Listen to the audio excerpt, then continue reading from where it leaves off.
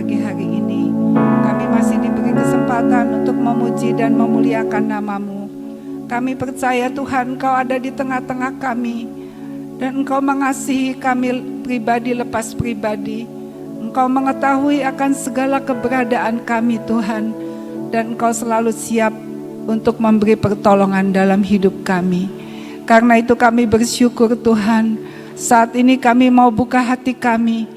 Biarlah firman-Mu berbicara kepada kami Tuhan, sehingga firman-Mu menjadi makanan bagi rohani kami, yang membuat kami lebih mengenal Engkau, yang membuat kami menjadi kuat di dalam menjalani hari-hari kehidupan kami. Terima kasih Bapa untuk waktu ini, berbicaralah kepada kami saat ini. Di dalam nama Tuhan Yesus Kristus kami mengucap syukur dan berdoa. Amin. Firman Tuhan yang akan kita baca pada pagi hari ini, kita kembali kepada Yesaya 60, yaitu senjata yang Tuhan berikan sejak beberapa tahun yang lalu. Pasti kita semua masih ingat ya. Yesaya 60 ayat 1-3, bangkitlah menjadi teranglah, sebab terangmu datang, dan kemuliaan Tuhan terbit atasmu. Sebab sesungguhnya kegelapan menutupi bumi dan kekelaman menutupi bangsa-bangsa. Tetapi terang Tuhan terbit atasmu dan kemuliaannya menjadi nyata atasmu. Bangsa-bangsa berduyun-duyun datang kepada terangmu dan raja-raja kepada cahaya yang terbit bagimu. Amin. Ya, beberapa tahun yang lalu Tuhan sudah memberitahukan kepada kita bahwa akan datang waktunya di akhir zaman ini akan ada kegelapan yang menutupi akan bumi ini. Tetapi ayatnya firman Tuhan tidak hanya berhenti di kata-kata itu saja, tetapi dikatakan bahwa terang Tuhan justru akan terbit atas kita, dan kemuliaan Tuhan akan terbit dalam hidup kita. Nah, kedua hal yang sepertinya berbeda gitu ya, seperti bertentangan, itu dua-duanya harus kita pegang ya. Kita bukan hanya memikirkan bahwa wah nanti bakal ada kegelapan, wah nanti bakal datang zaman susah, wah nanti bakal terjadi kekeringan, terjadi kelaparan. Memang firman Tuhan sudah memberitahukan sebenarnya apa yang akan terjadi di masa-masa yang akan datang. Tetapi firman Tuhan ada kelanjutannya, bahwa kita dipanggil untuk menjadi terang, dan terang Tuhan akan datang dalam hidup kita supaya kita bisa menjadi berkat. Dan justru di dalam keadaan kegelapan itu, kalau kita sebagai anak-anak Tuhan menjadi terang, maka bangsa-bangsa dikatakan akan berduyun-duyun datang kepada terangmu, dan raja-raja yaitu pemimpin-pemimpin kepada cahaya yang terbit bagimu. Jadi ayat ini harus kita lihat secara keseluruhan supaya kita tahu apa yang akan terjadi, tapi kita juga tahu apa yang harus kita lakukan saat-saat ini. Jadi saat ini di satu pihak mungkin kita bisa merasa takut dan gentar karena kita sudah dikasih tahu bahwa kegelapan itu akan datang. Tetapi Tuhan tidak pernah bermaksud membuat kita jadi takut kalau Dia memberikan firman-Nya. Tuhan itu selalu bermaksud yang baik. Jadi kalau Tuhan itu bermaksud baik dalam hidup kita, ya kita jangan menanggapi secara negatif. Jangan menanggapi dengan susah hati, sehingga kita saat ini selalu berpikir, aduh nanti masa depan saya bakal sengsara, bakal susah. Ya kalau kita berpikir seperti itu, pasti kita saat ini tidak berbuat apa-apa. Tetapi justru karena Tuhan katakan ketika kegelapan itu datang, anak-anak Tuhan itu akan bangkit menjadi terang. Jadi dari sekarang kita mempersiapkan diri bagaimana supaya hidup kita itu menjadi terang seperti yang Tuhan kehendaki. Di dalam Matius 5 ayat 14-16, di situ juga ada panggilan untuk hidup sebagai terang. Matius 5 ini merupakan bagian dari khotbah di bukit yang diucapkan oleh Tuhan Yesus. Berbunyi demikian, kamu adalah terang dunia. Kota yang terletak di atas gunung tidak mungkin tersembunyi. Lagi pula orang tidak menyalakan pelita lalu meletakkannya di bawah gantang, melainkan di atas kaki dian sehingga menerangi semua orang di dalam rumah itu.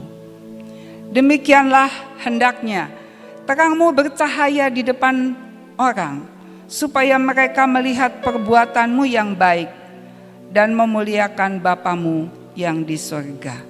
Ya. Jadi khotbah di bukit yang Tuhan Yesus ucapkan, salah satunya adalah memanggil kita menjadi terang. Dan di dalam ayat 16 jelas dikatakan bahwa menjadi terang itu artinya kita melakukan perbuatan baik. Ketika kita melakukan perbuatan yang baik, maka kita sedang bercahaya. Kita menjadi terang buat orang lain. Sebab dengan perbuatan itu menjadi khotbah yang real, menjadi khotbah yang nyata gitu. Jadi kalau di sekitar kita misalnya berbuat yang suka bohong, suka mengatakan yang negatif, nah kita yang ada di tengah-tengah keadaan itu, kita berkata-kata positif, kita berkata-kata yang membangun, itu artinya menjadi terang. Sehingga orang lain yang melihat, oh jadi terang tuh kayak gitu ya. Oh gitu caranya, kalau anak Tuhan jadi terang tuh seperti itu caranya. Ya. Kalau khotbah dengan kata-kata itu kan ya memang bisa. Ya. Tetapi mungkin buat orang tertentu seperti abstrak gitu, nggak jelas. Tetapi kalau kita melakukan khotbah dalam tanda petik dengan perbuatan, maka khotbah itu menjadi jelas gitu karena dilihat secara nyata. Ya, seperti itu. Lalu kita lihat di dalam Filipi 4 ayat 5.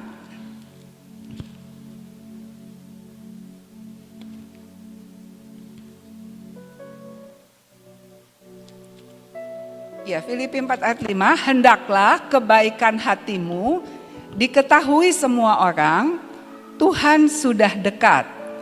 Kalau kita membaca dari bahasa Indonesia masa kini, ayatnya berbunyi demikian. Hendaklah semua orang dapat melihat sikapmu yang baik hati, sebab tidak lama lagi Tuhan akan datang. Ya. Jadi kalau kita gabungkan dua ayat tadi, kita dipanggil menjadi terang, dan terang itu dinyatakan dengan perbuatan yang baik, dan perbuatan yang baik itu harus disertai dengan sikap hati yang baik. Jadi sikap hati itu akan berbicara lebih lagi, lebih jelas lagi untuk menunjang perbuatan yang baik.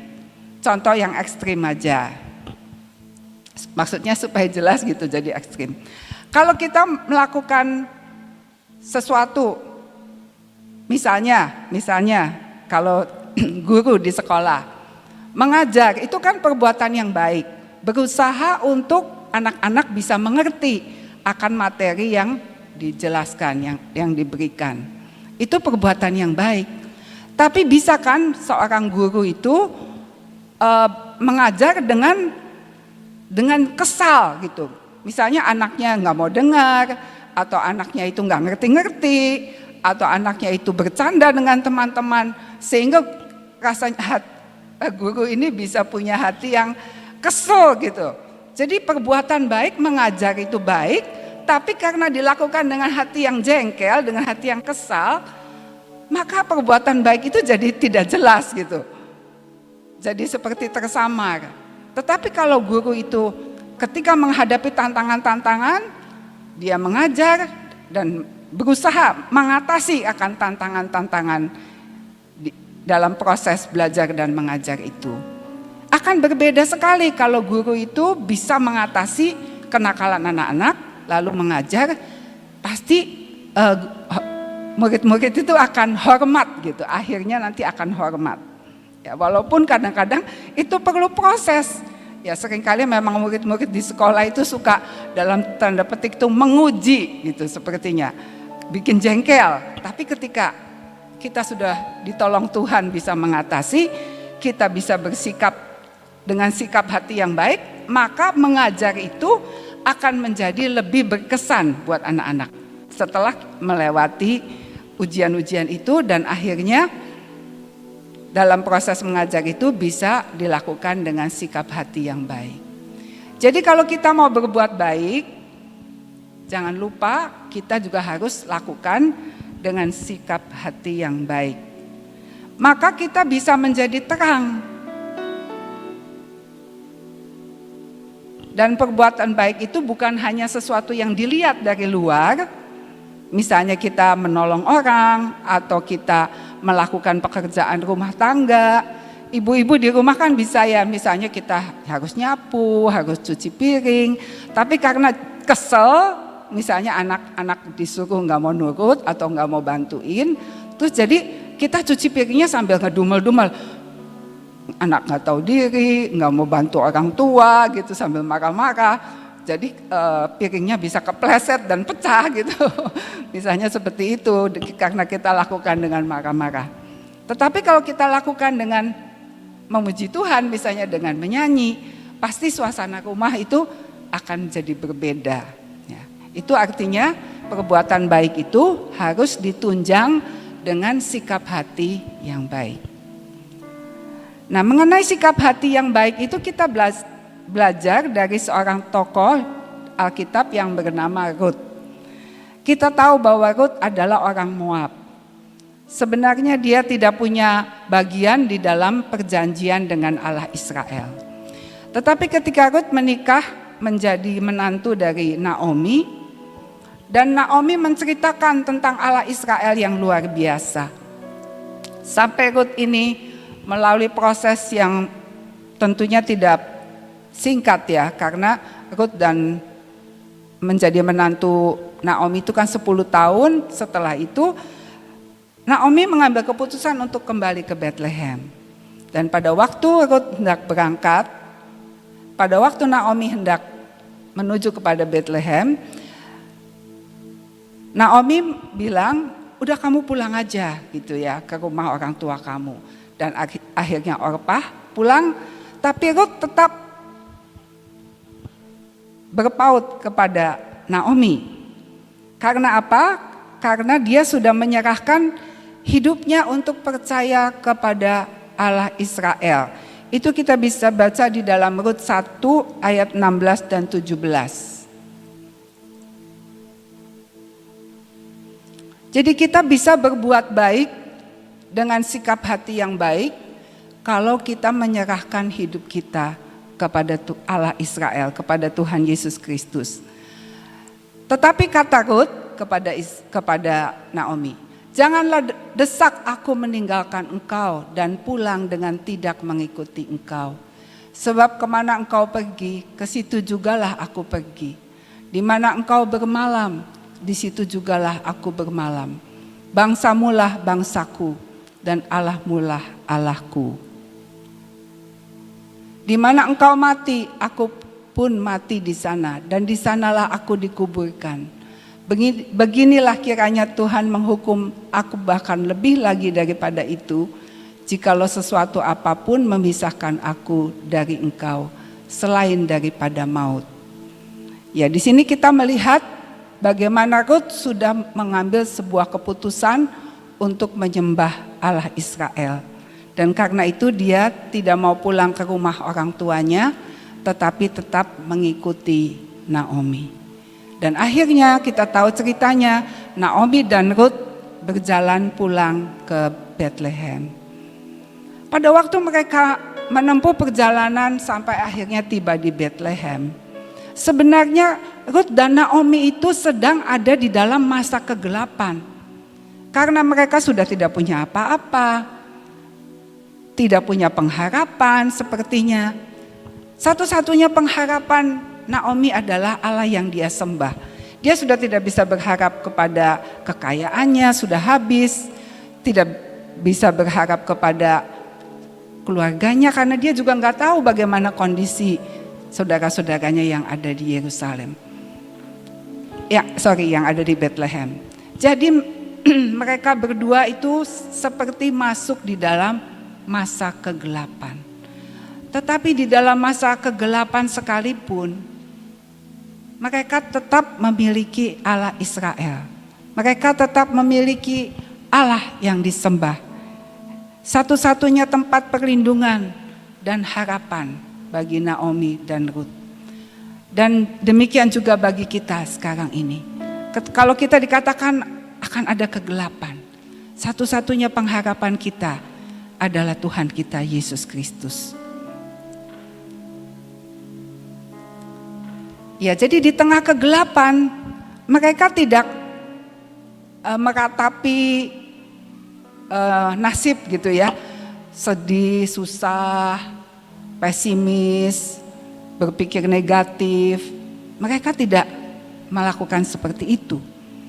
Tetapi di tengah-tengah kegelapan, Ruth itu bisa melihat di sekitarnya. Ternyata yang dilihat di sekitarnya tuh ada ladang. Yang pada waktu itu musim menuai, sedang panen. Karena itu dia punya inisiatif. Ruth punya inisiatif untuk pergi ke Ruth punya inisiatif untuk mengambil jelai-jelai dengan berjalan di belakang penyabit-penyabit. Ya. Jadi Ruth ini tidak menyia-nyiakan kesempatan itu. Walaupun kesempatan itu sepertinya kesempatan yang kecil gitu ya. Sebab karena Ruth itu orang asing.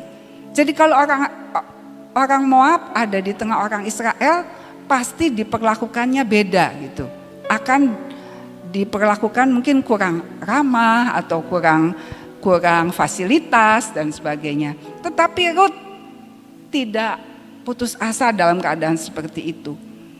Sekalipun dia tahu saya orang asing di sini dan kesempatan saya adalah berjalan di belakang penyabit. Artinya posisi Ruth itu ada di bawah daripada penyabit-penyabit itu. Jadi kalau penyabitnya baik, banyak jelai-jelai yang dijatuh-jatuhin atau dibiarkan, maka Ruth bisa dapat banyak.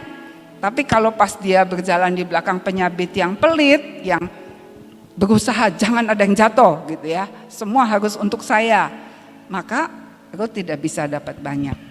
Walaupun sepertinya kesempatannya, peluangnya begitu kecil dan belum tentu menyenangkan, tetapi Ruth mau memakai peluang itu dan berani melangkah. Dan juga sikap hati yang baik dalam diri Ruth adalah ketika dia mau ikut mengambil jelai-jelai di belakang penyabit, dia tidak langsung ikut gitu, tapi dia pamit dulu. Bolehkah? Ya, kata-katanya harus kita lihat dulu.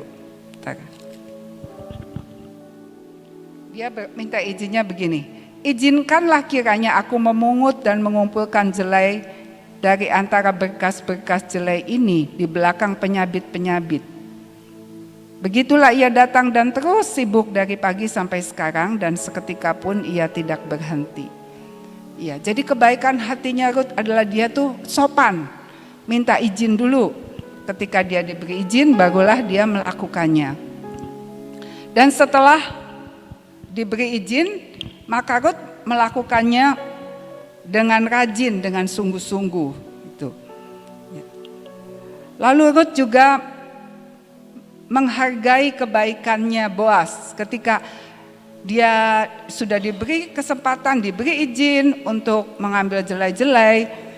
Ketika Boaz itu menyapa gitu ya, maka dia bersikap dengan sopan gitu, dengan berlutut dan sebagainya, maksudnya penuh hormat gitu ya. Jadi bisa mensyukuri akan kalau ada orang yang berbuat baik kepada dirinya. Ya. Kita juga harus belajar untuk menghargai dan mensyukuri kalau ada orang yang berbuat baik kepada kita. Sekalipun perbuatan baik itu mungkin kita anggap kecil, tetapi kita harus belajar melihat dari sudut orang lain gitu. Dan kebaikan Ruth ini sedemikian berkesan gitu ya. Kebaikan hati Ruth itu, perbuatan baiknya dia sampai bisa berbicara, menjadi buah tutur, menjadi pembicaraan orang-orang. Itu kita bisa lihat di Rut pasal 2 ayat 11 dan 12. Cerita tentang kisah tentang Rut ini diceritakan oleh orang-orang sampai akhirnya Boas juga mendengar. Rut 2 ayat 11, Boas menjawab, telah dikabarkan orang kepadaku dengan lengkap. Segala sesuatu yang engkau lakukan kepada mertuamu sesudah suamimu mati. Dan bagaimana engkau meninggalkan ibu bapamu dan tanah kelahiranmu, serta pergi kepada suatu bangsa yang dahulu tidak engkau kenal. Tuhan kiranya membalas perbuatanmu itu, dan kepadamu kiranya dikaruniakan upahmu sepenuhnya oleh Tuhan, Allah Israel yang di bawah sayapnya engkau datang berlindung. Ya.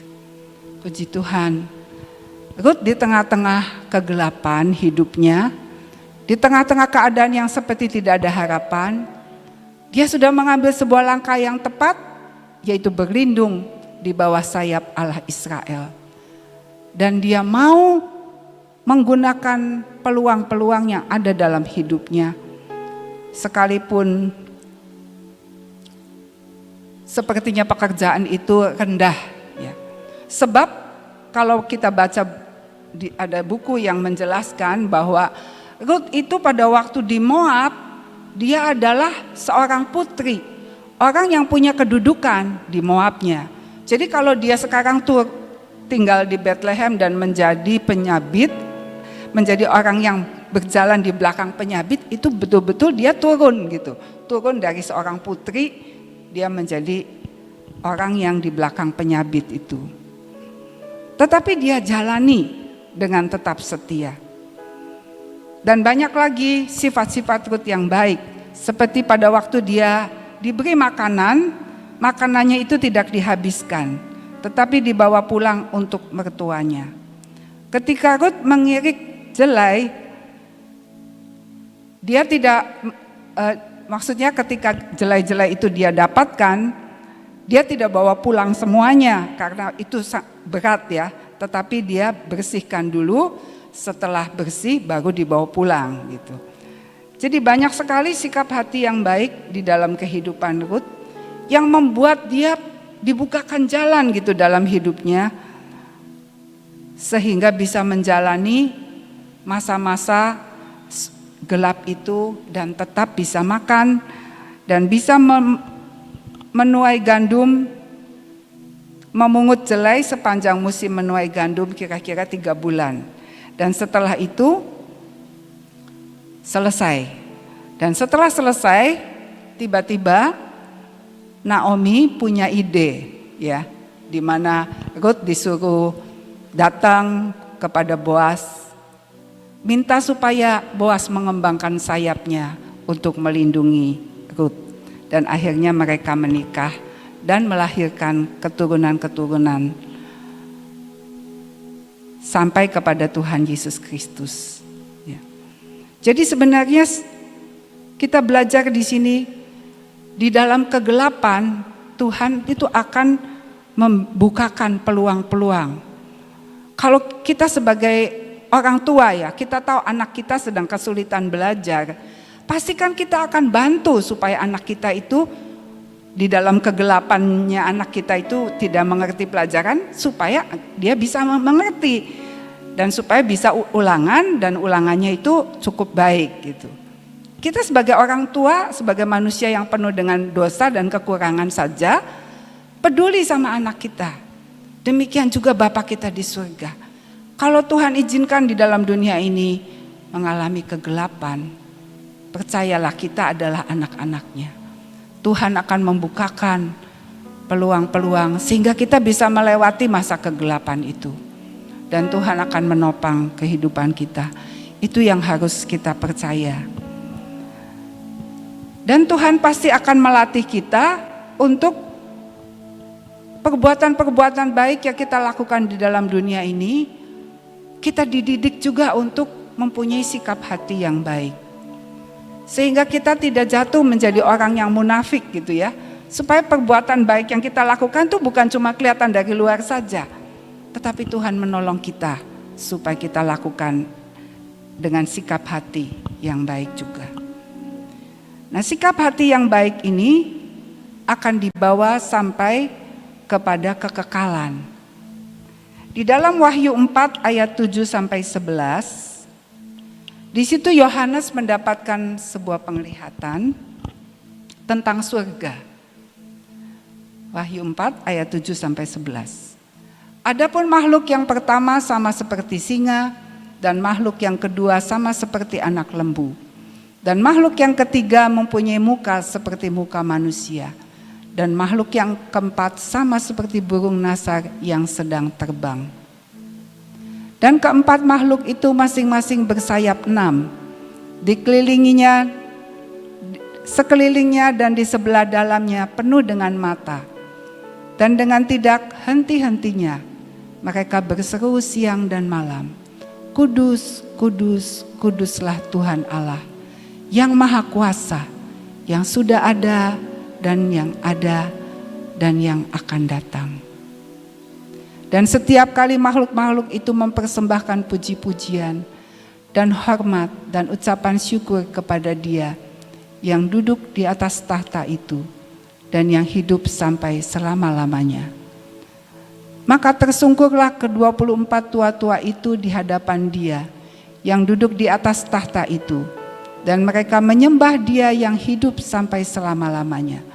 Dan mereka melemparkan mahkotanya di hadapan tahta itu sambil berkata, Ya Tuhan dan Allah kami, Engkau layak menerima puji-pujian dan hormat dan kuasa, sebab Engkau telah menciptakan segala sesuatu, dan oleh karena kehendak-Mu semuanya itu ada dan diciptakan. Kita melihat di dalam ayat ini dikatakan bahwa orang-orang tua-tua itu yang sudah hidup di dalam ketaatan, menyembah Tuhan, melayani Tuhan, sampai mereka di dalam kekekalan itu menerima mahkota. Tetapi ternyata mahkota itu tidak dia ambil untuk kebanggaan dirinya, melainkan datang di tahta Tuhan dan melemparkan, ya, di dalam ayat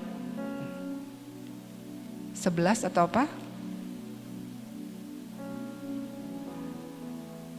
Ya Tuhan dan Allah kami, Engkau layak menerima puji-pujian. Jadi di sini kita lihat bahwa segala sesuatu yang mereka terima, mahkota yang mereka terima, akhirnya diserahkan kembali hanya untuk pujian dan hormat bagi nama Tuhan.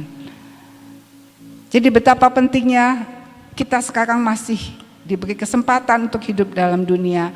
Kita dilatih untuk menjadi terang, untuk melakukan perbuatan baik dengan sikap hati yang baik.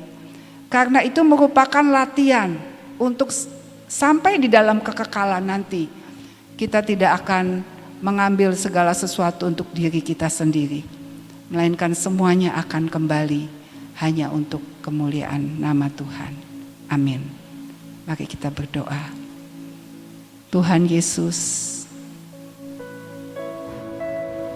Engkaulah Tuhan yang menopang kami. Engkau yang sudah banyak memberikan kebaikan-Mu dalam hidup kami. Biarlah hari-hari kehidupan kami dipakai untuk melakukan seperti yang Engkau kehendaki. Terima kasih Tuhan, dalam nama Tuhan Yesus. Amin.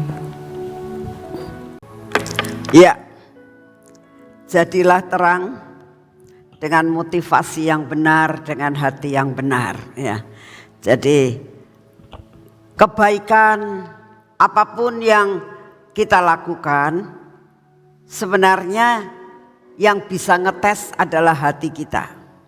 Aku ini berbuat begini, ini motivasinya apa? Kalau motivasi kamu benar, ya, itulah yang kita akan bawa ke surga. Tapi kalau motivasi kita nggak benar, itu nggak dinilai di hadapan Tuhan. Jadi belajarlah kita memberikan segala sesuatu menjadi terang dengan motivasi yang benar di hadapan Tuhan. Ya, yuk kita berdoa. Bapa, kami mengucap syukur untuk pagi hari ini ya Tuhan. Untuk segala sesuatu yang Kau siapkan buat kami. Engkau memberi kesempatan buat kami selama 1 jam untuk menyembah kepadamu. Kami diberi kesempatan untuk mendengar firman-Mu. Kami tidak hanya mau mendengar dan mendengar, tapi tidak menjadi pelaku firman-Mu. Banyak sekali Tuhan yang kami lakukan seringkali tidak cocok dengan hati-Mu. Biarlah Engkau sendiri yang memperbarui pikiran dan hati kami untuk menjadi terang, benar-benar dengan motivasi yang benar. Terima kasih untuk kasih setia-Mu. Bapa, kami tetap mau berdoa buat bangsa dan negara kami ya Tuhan. Engkau tahu keadaan dunia di sekitar ini. Engkau tahu Engkau sudah memberikan firman-firman-Mu tentang kegelapan yang bakal terjadi. Dan Engkau tahu apa yang sudah terjadi di negara-negara lain. Dan kami tahu kegelapan itu pun akan memasuki akan Indonesia. Tapi satu perkara kami tahu ya Tuhan, bahwa Indonesia ada di dalam pernaungan yang daripada-Mu. Bapa, kami berdoa saat ini. Kami berdoa untuk Bapak Presiden kami dan semua staf pemerintahan Tuhan. Engkau tahu subsidi yang diberikan, usaha yang diberikan oleh pemerintah kami untuk membuat stabil akan keadaan perekonomian. Sehingga subsidi yang diberikan terlalu amat banyak. Bapa, kami hanya minta di dalam nama-Mu, Engkau berikan hikmat, kebijaksanaan dari pemerintahan negara kami ini untuk dapat mengatur segala sesuatu. Ada keseimbangan yang benar-benar antara pengeluaran dan pemasukan. Kami mau menyerahkan semua hasil-hasil yang ada di Indonesia, baik hasilnya dari tanah, dari tambang, dari laut, dan semua hasil-hasil Tuhan biarlah dipakai untuk kemakmuran bangsa dan negara kami. Terima kasih untuk kasih setia-Mu ya Bapa. Kami juga minta keamanan terjadi buat bangsa dan negara kami. Terima kasih untuk kasih setia-Mu. Hari ini kami datang di hadapan-Mu Tuhan. Kami minta lawatan terjadi di Indonesia dan di 5 benua. Lawatan terjadi, tuaian jiwa-jiwa terjadi. Apapun keadaan negara-negara saat ini, Engkau akan ikut campur, Engkau bekerja, Engkau turut bekerja mendatangkan suatu kebaikan. Sehingga tuaian lawatan boleh terjadi. Terima kasih untuk kasih setia-Mu. Bapak, kami pada saat ini datang di hadapan-Mu. Engkau tahu keadaan cuaca saat ini, oleh karena itu kami tetap datang saat ini. Mempersembahkan tubuh kami untuk Kau isi Tuhan dengan daya tahan tubuh yang ilahi. Di dalam nama Tuhan Yesus, daya tahan tubuh yang ilahi memasuki akan hidup kami. Merasuk dalam sel-sel tubuh kami, merasuk dalam darah kami, bercampur dengan darah kami, sehingga seluruh aliran darah kami berjalan dengan normal dan semua daya tahan tubuh ini mengalir kepada seluruh tubuh kami dari ujung rambut sampai ke telapak kaki, sehingga kekuatan dan kesehatan yang daripada-Mu kami dapat terima dengan utuh. Terima kasih untuk kasih setia-Mu. Terima kasih Tuhan. Untuk hari ini kami benar-benar mau mengatakan kepada-Mu, kalau kami boleh dapat praise and worship hari ini menutup minggu ini, semua karena anugerah-Mu. Di dalam nama Tuhan Yesus, mari kita masuk dalam pengurapan.